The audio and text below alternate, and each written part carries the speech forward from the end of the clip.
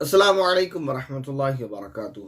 पहला सवाल है मोहतरमा ज़किया का। सवाल ये कर रही हैं, मुफ्ती साहब क्या ख़वातीन अपने महरम के सामने लेगिंग्स पहन सकती हैं? उसका जवाब ये है कि नहीं पहनना चाहिए। वो ऐसा लिबास है जो तंग और चुस्त होता है, जिससे बदन का जो है बदन की साख्त जो है, बदन की बनावट जो है वो नज़र आती है।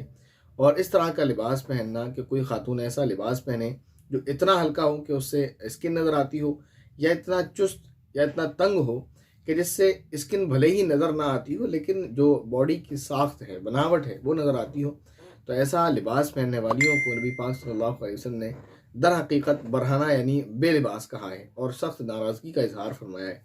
और वो लोग यानी वो मर्द जो महरम है उनके, चाहे वो शौहर हों जो उनको इस तरह की परमिशन देते हैं, चाहे वो उनके भाई हों या उनके वालिद हों, तो ऐसे लोगों को जो है सख्त नाराज़गी का इजहार फरमाया और फरमाया कि ये लोग, ऐसे लोग जो अपनी घर की औरतों को इस तरह बेपर्दा होने का लाइसेंस देते हैं, वो जन्नत की खुशबू तक नहीं पाएंगे।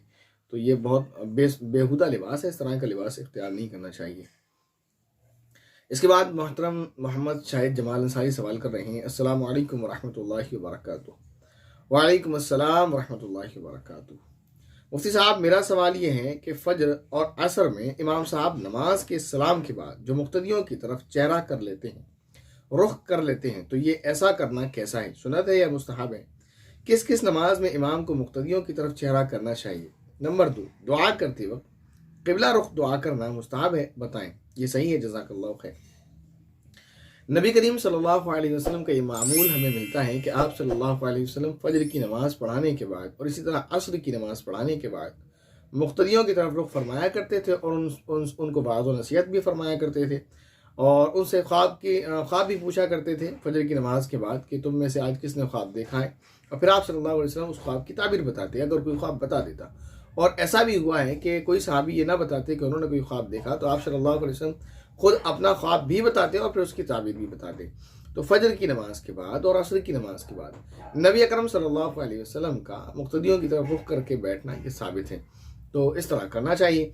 और बाकी जो 3 नमाजें हैं, ज़ोहर, मगरिब और इशा, इन नमाज़ों के बाद सुन्नतें हैं। तो जिन नमाज़ों के बाद सुन्नतें हैं, तो उसमें फ़ुक़हा ने ये कहा है कि इन नमाज़ों के बाद जिनके बाद सुन्नतें पढ़नी होती हैं, उनके बाद जो है दुआ भी लंबी नहीं करना चाहिए। तो इसलिए उसमें तस्बीहात भी आपने देखा है कि नहीं पढ़ी जाती। उसकी वजह यही है कि तस्बीहात नहीं पढ़ते हैं।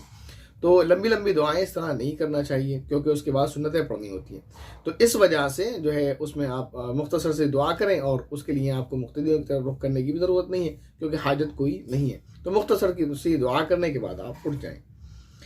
इसके बाद सवाल है मोहतरमा फ़रहीन गुल का। वो सवाल ही कर रही हैं, अस्सलामु अलैकुम वरहमतुल्लाहि वबरकातुहू। अच्छा, पीछे एक सवाल और रह गया शायद भाई का कि क़िबला रुख करके दुआ करना मुस्तहब है। जी, दुआ मांगने के आदाब में से एक अदब ये भी है कि काबे की तरफ रुख करके आप दुआ मांगें, दुआ की कबूलियत के चांसेस बढ़ जाते हैं। इसके बाद सवाल है मोहतरमा फ़रहीन गुल का। सवाल ही कर रही हैं, अस्सलामु अलैकुम वरहमतुल्लाहि वबरकातुहू। वालेकुम अस्सलाम वरहमतुल्लाहि वबरकातुहू। मुफ्ती साहब, सॉरी मुफ्ती साहब, अच्छा सॉरी भी एक अजीब सवाल है। क्या आपने जो हैंडीप्लास्ट लगाया है उससे वुज़ू हो जाता है? ये बात मुझे बहुत परेशान करती है। आपने देखा होगा कभी कभी किसी वीडियो में छोटी मोटी चोट लग जाती है तो वो मजबूरी की वजह से लगाना पड़ता है, वरना वो छोटी चोट जो है तकलीफ ज़्यादा देती है। तो जो हैंडीप्लास्ट हैं वो 2 तरीके के आते हैं, एक जो वाटर प्रूफ है, दूसरा जो वाटर प्रूफ नहीं है। तो जो वाटर प्रूफ नहीं है उस पर तो बिला किसी यानी आपके बिला किसी शक व शुबा के आपको ये मान लेना चाहिए कि जब वो वाटर प्रूफ है, सॉरी वाटर प्रूफ नहीं है, तो पानी स्किन तक पहुँचता है और जब पानी स्किन तक पहुँच जाता है तो वुज़ू हो जाएगा। रहा ये कि अगर वाटर प्रूफ हो तो इस पर फिर इसमें तफसील है क्योंकि कभी कभी इंसान को प्लास्टर भी हाथ में करवाना पड़ जाता है अगर चोट लग जाए तो, या ज़ख़म गहरा हो तो फिर उसको पट्टी बांधनी पड़ जाती है, और ज़ख़म में अगर पानी पहुंचाया जाए तो नुकसानदेह होता है, तो वहाँ पानी भी नहीं पहुंचाया जाता। तो फिर वो मसला अलग है और उसमें तफसील है कि फिर ऐसी कंडीशन में कि वाटर प्रूफ आपने हैंडीप्लास्ट लगाया है या आपने प्लास्टर कराया हुआ है या आपने ऐसी पट्टी बांधी हुई है जिसको डॉक्टर ने भिगाने से मना किया हुआ है, तो फिर इस सूरत में वुज़ू कैसे होगा? तो फिर उसमें तफसील है, वो इंशाल्लाह फिर कभी आपको बता दिया जाएगा, ख़ास तौर पर जब कि आपके कमेंट्स उस पर हों। इसके बाद शायद वही का सवाल है। सवाल ही कर रहे हैं, माशाअल्लाह, अल्हम्दुलिल्लाह, सुब्हानअल्लाह, जज़ाकल्लाहु खैर। अल्लाह ऐसे ही आपको खुश रखे, आमीन। अल्लाह ताला से दुआ है कि अल्लाह ताला आप तमाम भाइयों को और बहनों को जो है दुनिया और आखिरत में खुशियाँ नसीब फरमाए। कह रहे हैं मुफ्ती साहब, आपको दिल से अस्सलाम वालेकुम। आपको भी दिल की गहराइयों से और मोहब्बत भरा सलाम का जवाब वालेकुम अस्सलाम व रहमतुल्लाहि व बरकातुहू। कह रहे हैं मुफ्ती साहब नया साल आने वाला है, नया साल की मुबारकबाद देनी चाहिए या नहीं, इस पर रोशनी डालें। रोशनी डालने को तो कुछ नहीं है मेरे पास फ़िलहाल, लेकिन इतनी बात है कि नया साल क्या है, नया साल मतलब क्या है, मुझे तो कुछ भी नहीं लगा। आज 1 जनवरी 2023 है, मुझे तो ऐसा कुछ भी नहीं लगा कि ऐसा कुछ हुआ है। तो मैं नहीं समझता क्या नया साल है, पूरा दिन गुजर गया। तो नया पुराना मैं नहीं जानता, ये रोज़ दिन गुजर रहे हैं। फिर तो अगर नए साल की मुबारकबाद दें तो फिर नए मंथ की भी मुबारकबाद दें, नए मंथ की दें तो नए वीक की भी दें, नए वीक की दें तो फिर नए डे की भी दें। रोज़ाना फिर मुबारकबाद ही देते रहें, क्योंकि 1 जनवरी 2023 में ऐसा क्या खास है जो 2 जनवरी 2023 में नहीं होगा, या जो 31 दिसंबर 2022 में नहीं था। तो मैं इन सब चीज़ों को मैं समझता हूँ ये लायानी चीज़ है जिनसे बचना चाहिए। हदीस शरीफ में मुसलमान की एक पहचान बताई है, वो ये कि वो जो भी काम करता है वो बामकसद काम होते हैं, बेमकसद और लायानी कामों से वो बचता है। तो ये बेमकसद काम है बिल्कुल, तो इससे परहेज़ करना चाहिए। साल चला गया, वो ज़िंदगी हमारी और कम हो रही है, हम आगे मौत की तरफ बढ़ रहे हैं। जैसे जैसे घड़ी की सुइयाँ आगे को बढ़ती जा रही, वैसे ही हमारी गुर्द जो है सांस लेने का सिस्टम अल्लाह ताला ने जो बनाया है, किडनी हमारी, वो भी जो है उसकी भी एक सेकंड सुइयाँ बढ़ रही हैं और हमारी उम्र कम होती जा रही है। तो हमें उसकी फ़िक्र करते रहना चाहिए। इसके बाद मोहतरमा ज़किया सवाल कर रही हैं, मुफ्ती साहब क्या कुरान अंदाज़ी करना जायज़ है? क्योंकि मैंने सीरत में सुना था कि हमारे नबी सल्लल्लाहु अलैहि वसल्लम सफ़र में किस बीवी को साथ ले जाना है, इसलिए कुरान अंदाज़ी करते थे, तो और जिनका नाम निकलता था उनको ले जाते थे। जब आपने ये सुन लिया सीरत में, तो आपका सवाल इस तरह नहीं होना चाहिए था। आगे से ख्याल करें कि अगर इस तरह के सवाल करने हो तो वो इस तरह करें कि मैंने सीरत में नबी पाक सल्लल्लाहु अलैहि वसल्लम के हवाले से ऐसा सुना है, क्या ये बात दुरुस्त है, ये होना चाहिए। क्योंकि अगर जब आपने ये बात दुरुस्त मान ली कि नबी पाक सल्लल्लाहु अलैहि वसल्लम ऐसा किया करते थे, तो जब आप सल्लल्लाहु अलैहि वसल्लम का अमल है, आप ऐसा फरमाते थे, तो उस अमल पर जो साबित हो चुका, यानी साबित आपने मान लिया उसको अल्लाह के नबी से कि अल्लाह के नबी से साबित है आप ये अमल किया करते थे, तो उस पर जायज़ है ना जायज़ है, ये सवाल करना दुरुस्त नहीं है। ये एक दर्जे की जो है यूँ कह लें आप बेअदबी है। मैं नहीं कह रहा कि आपका कोई ऐसा इरादा है, और किसी मुसलमान का इरादा नहीं होता कि अल्लाह के नबी की शान में गुस्ताखी करें, लेकिन थोड़ा सा सवाल का अंदाज़ बदलें। और सवाल ये होना चाहिए कि क्या ये अमल अल्लाह के नबी की तरफ जो मैंने सुना है मंसूब है, क्या ये अमल ऐसा ही है, अल्लाह के नबी ने ऐसा ही किया है, बस बात खत्म।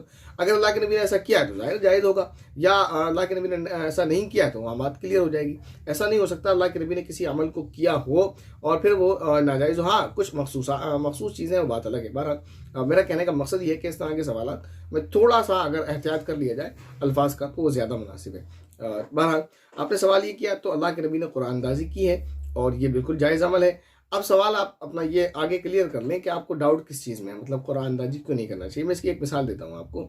मसलन हमने कोई कंपटीशन रखा, उस कंपटीशन में दोनों बच्चे जो हमने मार्क्स रखे थे वो ले आए। मसलन कोई तकरीर थी और जजेस हमने बिठा रखे थे, तो उन जजेस ने जो नंबर दिए हैं टोटल, जो वो दो बच्चों के सेम बैठते हैं, दोनों के मान लें 20 नंबर थे, तो दोनों के 20 आ गए। और अब जाहिर है फर्स्ट पोजीशन एक को देनी है, एक को सेकंड करना है, मजबूरी है। दो को फर्स्ट पोजीशन दे ही नहीं सकते, क्योंकि दो फर्स्ट हो ही नहीं सकते। तो एक फर्स्ट होगा एक सेकंड होगा, तो उसके लिए क्या करना होगा? तो उसके लिए बाज़ मरतबा ये इख्तियार किया जाता है कि कुरान अंदाज़ी की जाती है, उन दो बच्चों का नाम लिया जाता है, और कुरान अंदाज़ी में ये होता है कि सामने वाला भी मुतमईन हो जाता है। अगर हम ऐसे ही अपनी मर्ज़ी से किसी बच्चे को सेकंड कर देंगे तो ज़ाहिर है उसकी दिलचस्पी होगी, और ये तरीक़ा दुरुस्त भी नहीं है कि हम किसी को इस तरह कैसे कर सकते हैं, ठीक है ना। तो उसके लिए एक सूरत ये होती है कि कुरान अंदाज़ी कर लें, या फिर जजेस का जो फैसला होता है वो बात अलग है। लेकिन कुरान अंदाज़ी करने से ये कि सबका दिल मुतमईन हो जाता है, क्योंकि वहाँ आदमी ये मानता है कि ये अल्लाह ताला की तरफ से मेरे लिए फैसला था, अगर मेरा नाम आ जाता तो मैं फर्स्ट होता। तो मान लें दो बच्चों का नाम उसमें लिखा और उसको एक बॉक्स में डाल दिया। अब उसमें से वो पर्ची किसी के ज़रिए से भी, जज के ज़रिए से या किसी और के ज़रिए से, उस बॉक्स में से निकलवाई जाती है। तो वो दोनों बच्चे जिनका परसेंट थी, जो फर्स्ट पोजीशन के मुस्तहिक थे, उनमें से जिसका नाम हाथ में आ जाता है उसे फर्स्ट दे दी जाएगी, बाकी दूसरे वाले को सेकंड। ये एक तरीका मैंने आपको इसलिए बता दिया। अगर कोई डाउट है आपको इसमें तो आप सवाल कर सकते हैं।